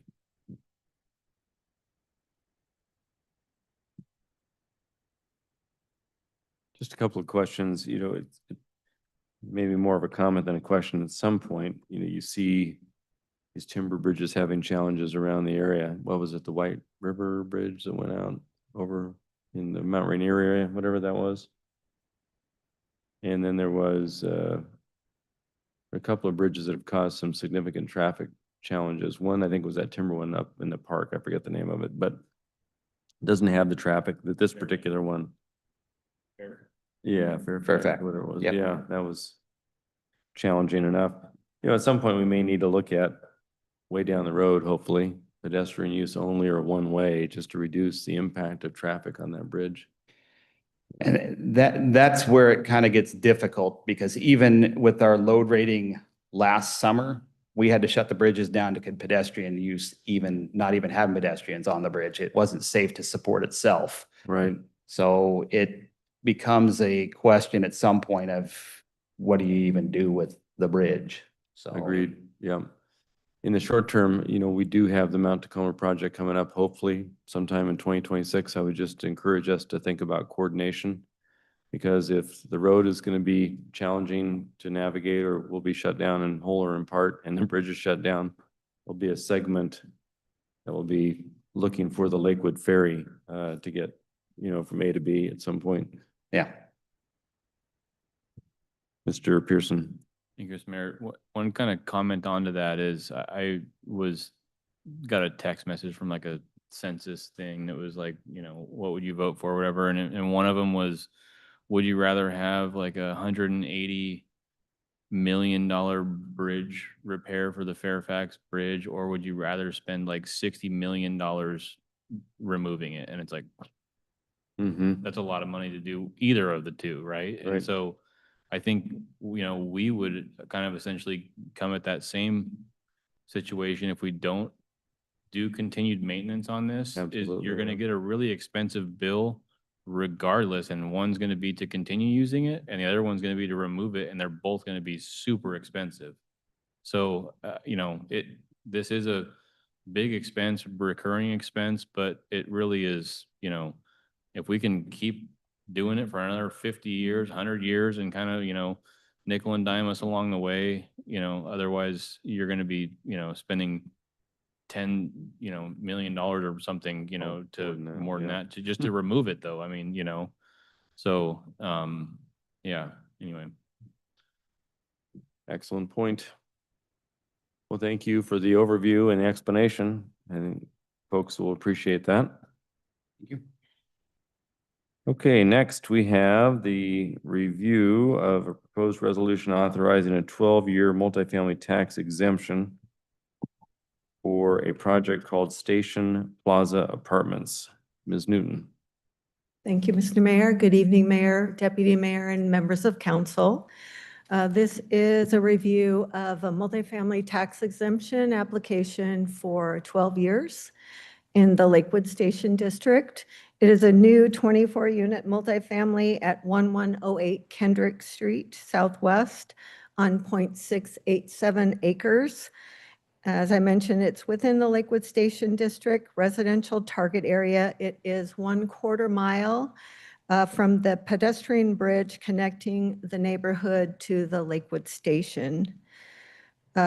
Boundary line adjustment was approved in May of 2024, and access to the property is provided from both Kendrick Street and 111th Street. A 1,200 square foot vacant single-family residence was demolished for the project, and no persons are being displaced due to the project. It meets all the requirements for the Lakewood Municipal Code 3.64 for property tax exemption on new or improved value for a period of 12 years. It also meets all the project requirements for comp plan, building, housing, zoning code, and regulations. A minimum of 20% or no less than 5 units shall be set aside as affordable at 80% AMI or less for the duration of the exemption. Anticipate the project to be completed in 2026 and well within the three-year requirement. The agreement is signed by all the property owners. I will note that on page 201 of your packet, within the conditional certificate, the project description bullet number 2 should read, the project is 0.68 acres, not square foot. Just one update that will be made for the action on December 1st. There are 18 two-bedroom and 6 one-bedroom units. And then just for your information, that will put us at a total of 1,170 units under the MFTE program. Of those, 5 of the projects have been approved or will have been approved within 2025. 5 projects are in the Central Business District, 6 in the Lakewood Station District, and 2 in the Springbrook area, for a total of 13 total multifamily projects in the city of Lakewood. And with that, I'm happy to answer any questions. I had a quick question before I turn it over on the reference or the requirement that at least 50% of the space be designated for permanent residential occupancy. I may have missed that in prior conversations, but aren't they all permanent residential occupancy, meaning their apartments are not commercial? Correct. But that's just a requirement under the state statute that 50% must be permanent residential. What would have been the alternative? I'm just trying to think in these kinds of projects, unless it was mixed use, right? It could be converted to mixed use or Got it. other Okay. uses. Got it. Yes, Okay. correct. Very good. Any questions? Mr. Lauricella? Thank you, Mr. Mayor. And thank you. How many units did you say we had approved through the MFTE program? 1,170 to date with this project. Okay, and how many of those are required to be affordable? A minimum of 69 total 69 of with them. this project, yes. Okay, thank you. Anyone else? Mr. Pearson? Thank you, Mr. Mayor. Can you walk us through the tax portion of this and what the city's gonna be potentially missing out on for a period of time? And then, I guess when we miss out on that, does that get dispersed to everyone else in the community? Or is that just a miss and then, we catch it, at a higher, a larger tax income, after the MFT comes through? Can you kind of walk us through that process? Yes, Councilmember Pearson. So if not for the project, there would be no additional property taxes realized for that particular property. And so once the project is approved, the city will realize additional income or fees for permit and also sales tax and so forth during the construction period. So if you look at the chart that is depicted within the packet, there is a spike during the period in which there are permit fees and so forth collected. During the tax exemption period, the city and Pierce County, obviously, and taxing jurisdictions will collect a property tax on the land only for the period of the exemption. And then once the exemption has concluded, then all those property taxes on the improved value will then be realized. So in this depiction, it estimates an additional about $50,000 annually, of which about $3,500 to $4,000 would come to the city of Lakewood. Thank you. You're welcome. Anyone else? Thank you very much for the project overview. Next item is with Mr. Vargas, and it's the review of an ordinance granting forged or proposed ordinance granting Forged Fiber 37 LLC a non-exclusive franchise for the transmission of telecommunications in, through, over, and under the rights of way in Lakewood. Mr. Vargas. So good evening, Mayor, Deputy Mayor, and council members. I'll be starting on page 207 of your packet tonight. So to go over the summary memo here, to start with, we have Forged Fiber, which is a Delaware company. They are a broadband internet company providing this service via fiber optic cable. This may sound familiar because over the past almost 2 years now, this would be our 4th fiber optic cable franchise agreement. So Lakewood is going through a bit of a digital boom here. So this franchise agreement should look similar to the other ones, most notably similar to Easy Fiber. and that this is our standard telecommunication franchise. So to go over the substantive clauses on the summary memo here, we have a definition of emergency situation. This is very important for the city to define because in the case of an emergency, we want to be able to define what exactly that means and the city to act swiftly and recover those costs. Emergency situation is used several times throughout the clauses in the franchise, so it was beneficial to define that. Looking at Section 3, construction and maintenance, this is standard language on restoring the right-of-way to its previous condition, as well as referring to the city's 5-year pavement cut moratorium, which we are very clear to communicate this to our prospective grantees here when we meet with them. Looking at Section 4, location and relocation of facilities. This is another important one in that it details facility relocation standards such that the franchisee proposes any alternatives to the city for review and approval. If the city were to do a road project that would require the movement of facilities, it's up to the franchisee to propose alternatives. So kind of put the ball with them.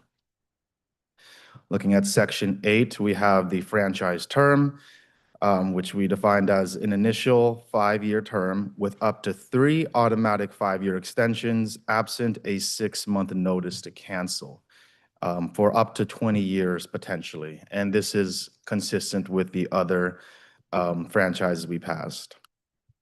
Looking at undergrounding, Section 10, all new facilities must be placed underground where possible, AKA no new poles is the punchline there. Section 18, dangerous conditions. This addresses emergency situations such that the city will repair them immediately and recover the costs from the franchisee. Section 14 is a standard bond requirement section in that bond requirement amount is set by the Planning and Public Works Director. And Section 15 is street vacation, such that the franchisee removes facilities from the street vacation unless it's a condition of the vacation that allows the franchisee to stay. So those are the substantive clauses there, and happy to answer any questions. Thank you very much. Any questions? Mr. Branstetter, then Mr. Pearson. Mr. Vargas, and I note that this is a company from Delaware, that have they started providing any infrastructure in any other municipalities in Washington State? Or are they looking for us to be their vanguard? I do not know the answer to that question. I have to follow up.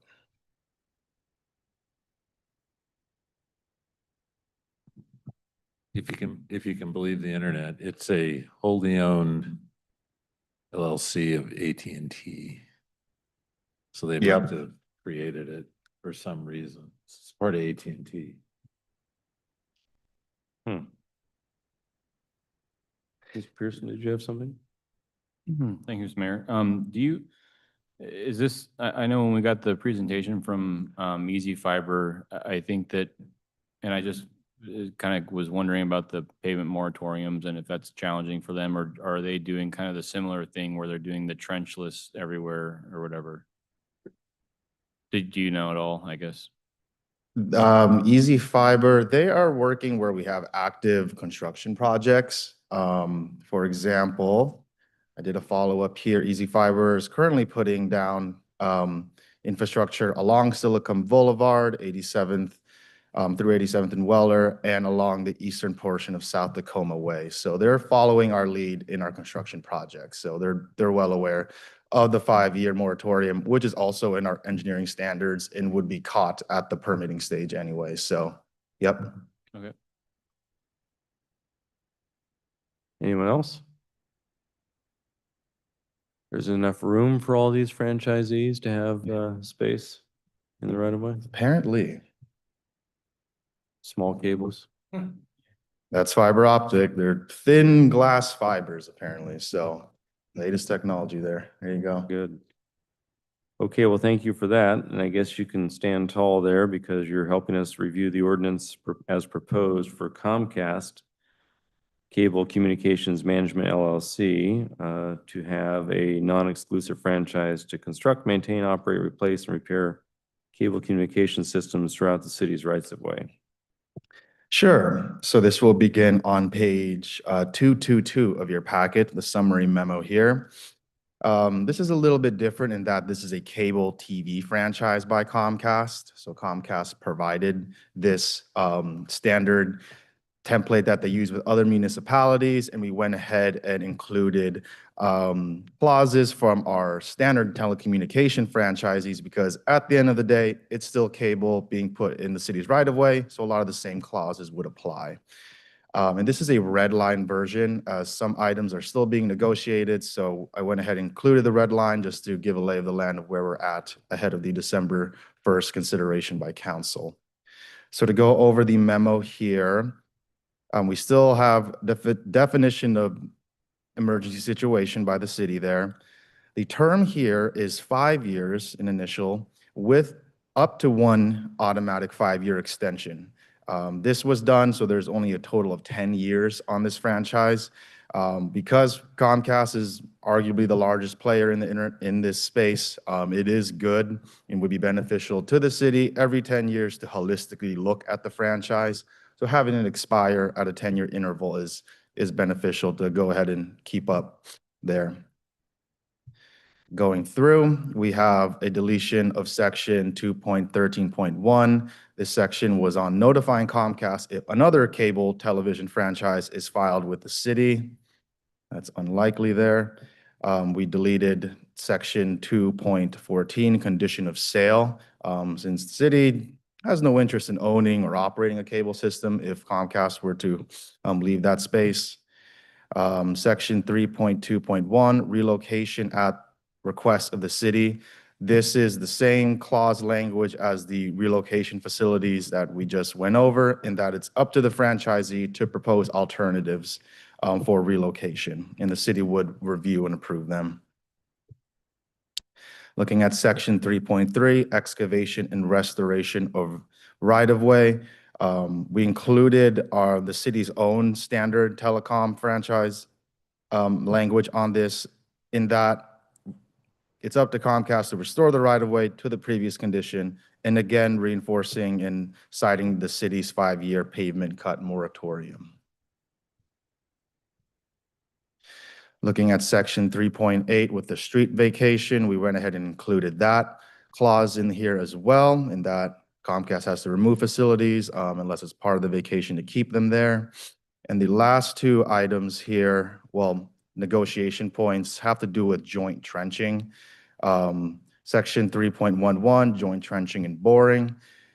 This is a negotiation point, as Comcast would like to keep language that's standard with their franchise agreements to allow this. The city would be okay with this as long as the city has a final say as to the technical and economic feasibility of joint trenching. And then looking at new developments, another negotiation point, as Comcast would like to keep language on requiring open trenching with developers at new housing developments. So we're still working on a solution to that.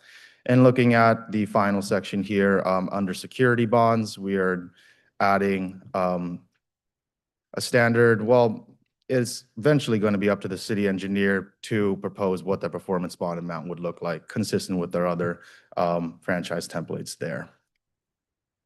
So that concludes the summary memo there. Mr. Pearson. Just a brief comment. It'd be nice to have maybe some liquidated damages or something added in here for all these poles that they just keep up at the end of our projects that are half cut down because the power company comes in and does a good job, and then we have the cable hanging out forever. But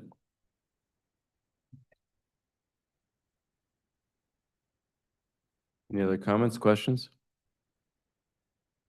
Are there any concerns by staff on the additional franchise agreement? No. Pretty standard.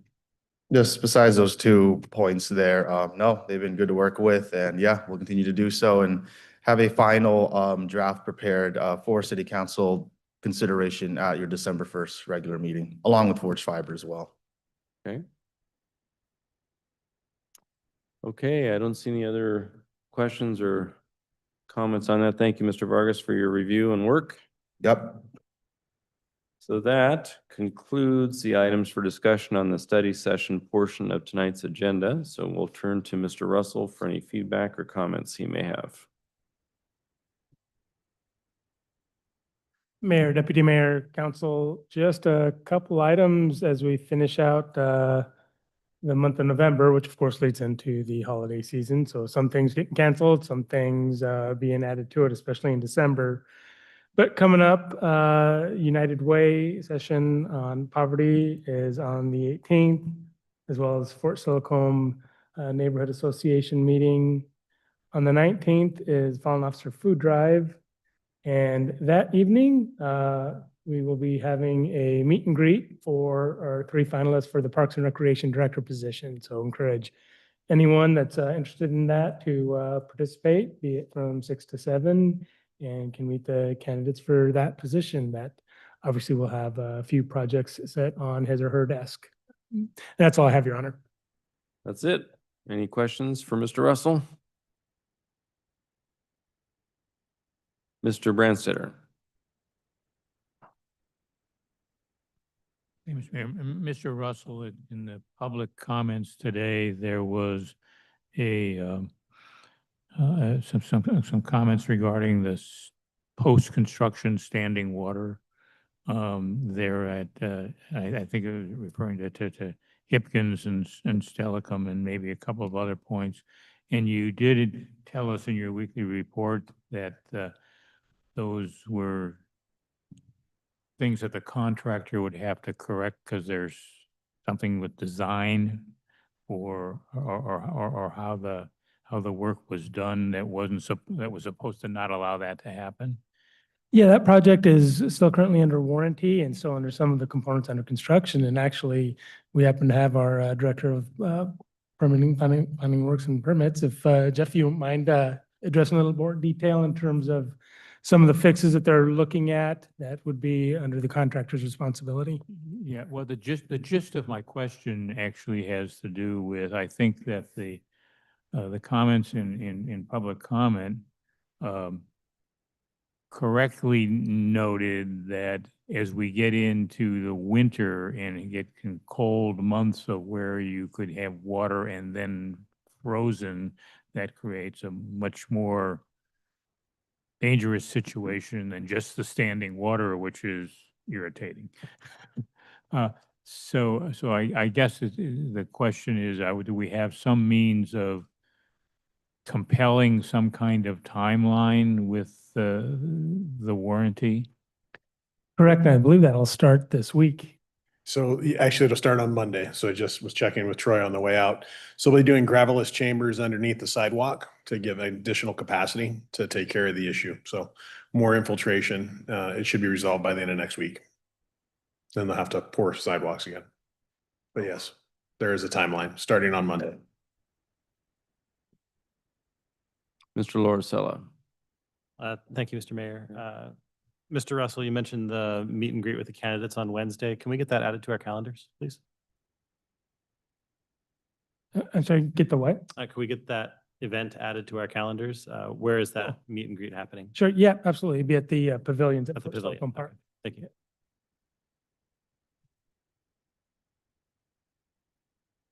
Well, hopefully you'll have a robust turnout for that. It could be large or larger than the pavilion space might accommodate, but we'll see how it goes. Yeah, we'll gauge it, and if we have to cycle people through, we certainly can, and really just have a pretty good casual environment for people to experience, and we'll see what the size of it is. Got it. Is there going to be a quote unquote formal presentation by each of the 3 or mostly just meet and greet informal? Pretty much, it'll just be a meet and greet, a brief Okay. introduction, Great. but nothing, nor formal presentation, nothing of that nature, but really just a opportunity for the community to come out and meet the finalists and interact as they so desire, provide comments, strengths, weaknesses. Great.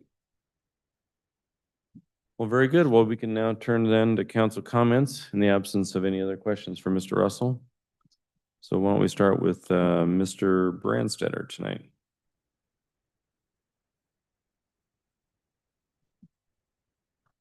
I'm going to attend the United Way program tomorrow, about possibilities in the work that's done. It's something that this is going to be their 9th annual of this event, to be able to go and do that.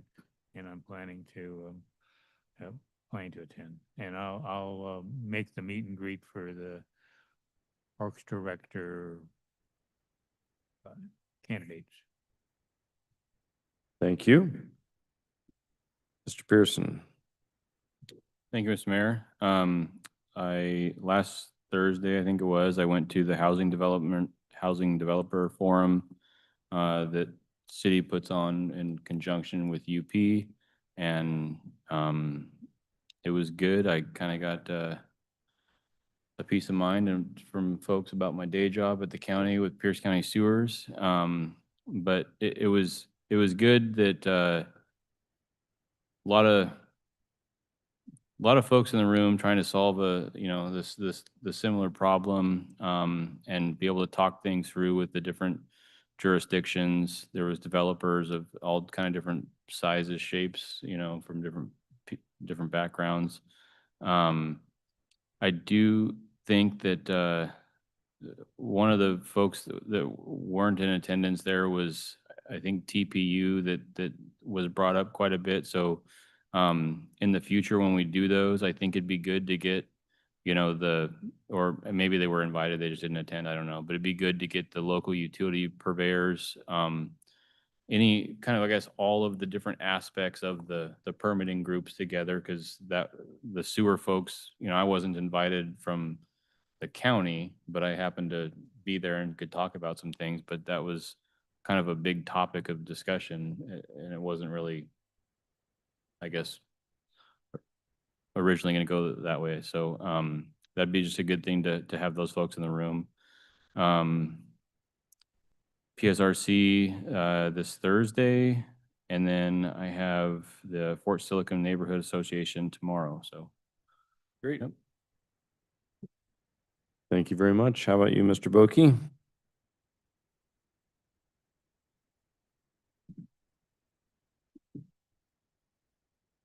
Thank you, Mr. Mayor. Yeah, big, I think we have the Fallen Officer Food Drive on Wednesday morning. And I know that the mayor will be there and give generously.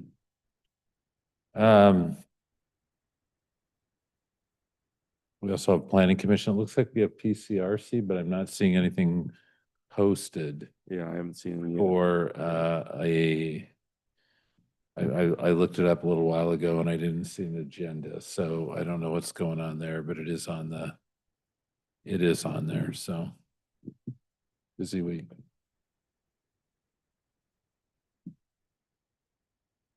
That's it? Would you like more? Well, I'm always pleased to hear more from you, Mr. Boki. Yeah, exactly. Right, Mr. Lauricella. Thank you, Mr. Mayor. Keep it short tonight. Hoping to go to the meet and greet with the finalists for the Parks and Rec Director on Wednesday. And I just want to wish everybody a happy Thanksgiving, since we won't be seeing each other until after that. Oh, yeah. Deputy Mayor Moss.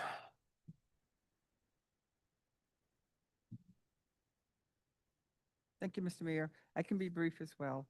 I do plan to do the food drive. I would support that every year. I will plan to do the meet and greet, and on Thursday, we will be delivering the turkeys to the airmen on McCord with the Air Force Association. And that's it. Well, very good. Well, there's lots of stuff going on. So a few of us attended the Lake City Neighborhood Association meeting last week. It was a great meeting. Mr. Russell, myself, Mr. Brandstetter. Anyone else there? It was good. I mean, it's been one of the longest standing neighborhood associations we've had. Chris Davis is there, of course.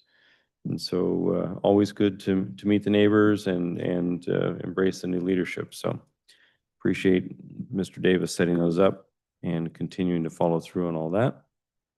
This week, tomorrow, there is this Pierce County Executive in District Day, and Executive Mello is coming to Lakewood City Hall for that meeting. It's, I think, 3 to 5. I'll be here on behalf of the city unless there are any others that plan to be here. I think it's kind of open to the district, so I assume it will be down here. Actually, I believe it's in American Lake Conference Room. Okay, so we'll see how that goes, but I will inform all of you what the outcome is on that, if anything. And then on the 19th, we've got, as we mentioned, the Fallen Officer Food Drive. There is the the Economic Development Board's Board of Director mini retreat. I don't know if you're going to that or if Ms. Newton's going to that. Whoever has the city seat typically goes to that. Yeah, so that's the first I've heard of that meeting. So it. I can tell you I will not be on it because we will be in interviews throughout that. I'm planning to day. go because I'm an emeritus member. And it wouldn't surprise me if our economic development director would be Okay. attending, but I'll follow up with her tomorrow. Yeah, it would probably be a good thing to at least poke our nose in and make sure we're in line with their mission and vision for the next 5-year capital plan, since they're asking us to help fund it. Right, so we'll see how that goes there. And then on the 20th, Mr. Boki and I may have Pierce County Regional Council, but I haven't seen anything yet on that, so we'll see what comes of that. And that kind of takes us through this next week. We do have Thanksgiving. I wish everyone a happy Thanksgiving. Just a couple of comments on the public comment. I do embrace the public comment on street racing. I think that's a fine and good comment to continually stay on top of. Do we know if we're having more issues there since we had some police activity and presence? And what was the topic, Your Honor? The street racing over at the Colonial Plaza area? Has that been somewhat rectified? Or are they still coming back? Yeah, so I haven't heard much as it relates to street racing. The congregation will occur and disperse, upon the arrival, Right. which was, the goal is to get them to, when they start gathering, that it gets moved on. And from my understanding, that has occurred. I know at the last Public Safety Advisory Board, one of the individuals close by had reported that they Things are better? yeah, Okay, had that. So inevitably, something of that nature typically will linger Mm-hmm. on, and it's just a matter of staying vigilant on that to try and continue Right. to have that. And I believe the department has reported on that in terms of their, call logs after the weekend that we get. Very good, thank you. And thank you for the reminder. I mean, one of the things we did do as a council, one of the neighbors who was most aggrieved with assemblage of the cars and folks who would squeal out and create naughty behavior in that area, she wanted to do something about it and volunteered and made application to be on our Public Safety Advisory Committee. And this group appointed that individual, and she has been doing yeoman's work there. And so that is a good example of where someone raised an issue. They wanted to be part of the solution.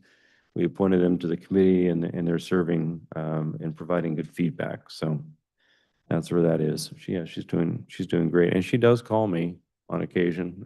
I go down there to observe once in a while. So signage destruction on the 512 exit. We heard also about that sign being damaged. Do we know when a timeline is for replacement of that? I can get a report out to council on, Okay. whatever the status was and the extent of any damage and any potential And whether we've got repair. insurance coverage for that or not? Because otherwise, We'll get a report out to council. Okay. very good. That's all I had on those particular comments. Anything else for the good of the order?